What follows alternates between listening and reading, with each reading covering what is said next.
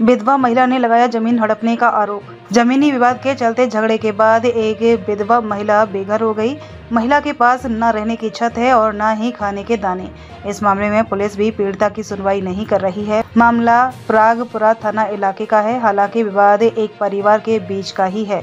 इस मामले को लेकर पीड़िता ने मीडिया से रूबरू होते हुए कहा कि अगर हमें न्याय नहीं मिला और संपत्ति में अधिकार नहीं दिया गया तो अपनी बहन संतोष देवी सैनी, बच्चों और अन्य रिश्तेदारों व रामनिवास वर्मा के साथ मुख्यमंत्री आवास के सामने आमरण अनशन करूंगी। पीड़िता ने जयपुर में अपने परिचितों के यहां पर शरण दी है। इस मामले में जमीन पर खेती कर रहे रामनिवास बलाई ने भी प्रागपुरा थाने में ST/SC और जबरन घुसकर मारपीट करने, जानलेवा हमले और कब्जा करने की रिपोर्ट दर्ज करवाई, लेकिन उस पर कोई कार्यवाही नहीं हुई। मैं दिनेश कुमार सिंघोदिया, जो रिश्ते में मीरा पत्नी स्वर्गीय श्री गणेश नारायण सैनी का देवर लगता हूँ।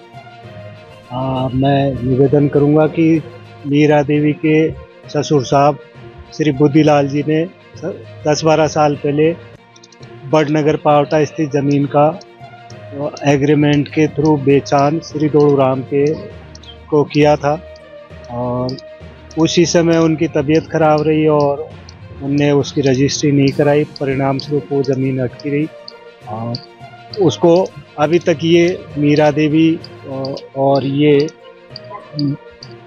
रामनिवास जी ये उसको बातें थे दोनों मिलके। तो अभी 2 महीने पहले जो है वो इनके मीरा जी के देवर और जेठ वहाँ जाकर उसको ज़मीन को तार बाउंड्री कराने लग गए और मीरा देवी को वहाँ से बेदखल कर रहे हैं। चूँकि ज़मीन की सिर्फ इकरारनामा हुआ था और इन्हीं के पास था सारा, उसका सार संभाल दोनों के पास, तार बाउंड्री वगैरह कर दी और इनको बेदखल करने की कोशिश कर रहे हैं।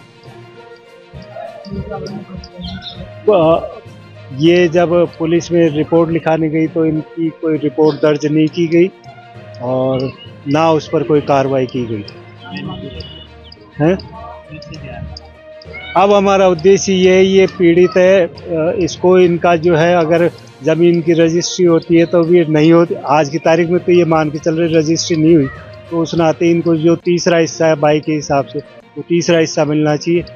वहाँ इनके 2 खेत थे, एक खेत को तो इनके ससुराल वाले पहले बेच के खा गए 16 बीघा और अब ये जो 26 बीघा है इसमें से भी इनको 8वां हिस्सा देना चाह रहे, जो कि एक न्याय संगत बात नहीं है।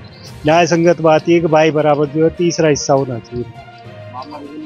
तो मामला रेवेन्यू कोर्ट में चल रहा है, वहाँ अभी विचाराधीन है जिस पर कोई फाइनल वो नहीं हो पा रहा।